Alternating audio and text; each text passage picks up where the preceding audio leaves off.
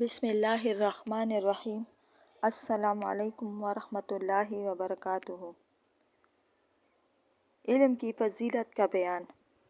سیدنا ابو ہریرہ رضی اللہ عنہ کہتے ہیں کہ ایک دن اس حالت میں کہ نبی صلی اللہ علیہ وآلہ وسلم مجلس میں لوگوں سے کچھ بیان کر رہے تھے کہ ایک اعرابی آپ صلی اللہ علیہ وآلہ وسلم کے پاس آیا اور اس نے پوچھا کہ قیامت کب قائم ہوگی؟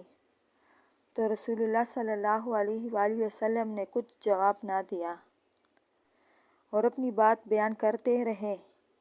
اس پر کچھ لوگوں نے کہا کہ نبی صلی اللہ علیہ وآلہ وسلم نے اس کا کہنا سن تو لیا، مگر چونکہ اس کی بات آپ کو بری معلوم ہوئی، اس سبب سے آپ نے جواب نہیں دیا۔ اور کچھ لوگوں نے کہا کہ یہ بات نہیں ہے، بلکہ آپ صلی اللہ علیہ وآلہ وسلم نے سنا ہی نہیں، یہاں تک کہ جب آپ صلی اللہ علیہ وآلہ وسلم اپنی بات ختم کر چکے تو فرمایا کہ کہاں ہے؟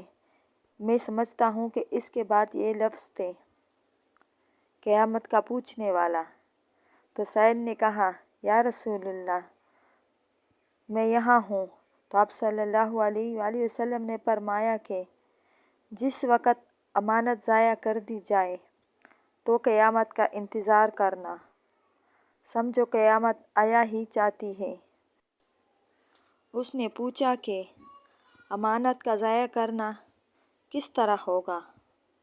فرمایا، جب کام معاملہ ناقابل نااہل کے سپرد کر دیا جائے تو قیامت کا انتظار کرنا۔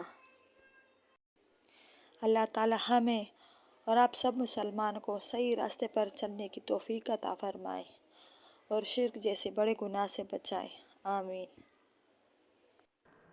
اس کے بعد وہ شخص چلا گیا تو آپ صلی اللہ علیہ وآلہ وسلم نے صحابہ کرام رضی اللہ عنہ سے فرمایا کہ اس کو میرے پاس واپس لاؤ۔ چنانچہ لوگ اس کے واپس لانے کو گئے، مگر وہاں کسی کو نہ دیکھا۔ تو آپ صلی اللہ علیہ وآلہ وسلم نے فرمایا کہ یہ جبریل علیہ السلام تھے، لوگوں کو ان کے دین کی تعلیم دینے آئے تھے۔ اللہ تعالیٰ ہمیں اور آپ سب مسلمانوں کو سیدھے راستے پر چلنے کی توفیق عطا فرمائے اور ہم سب مسلمانوں پر رحم فرمائے، آمین۔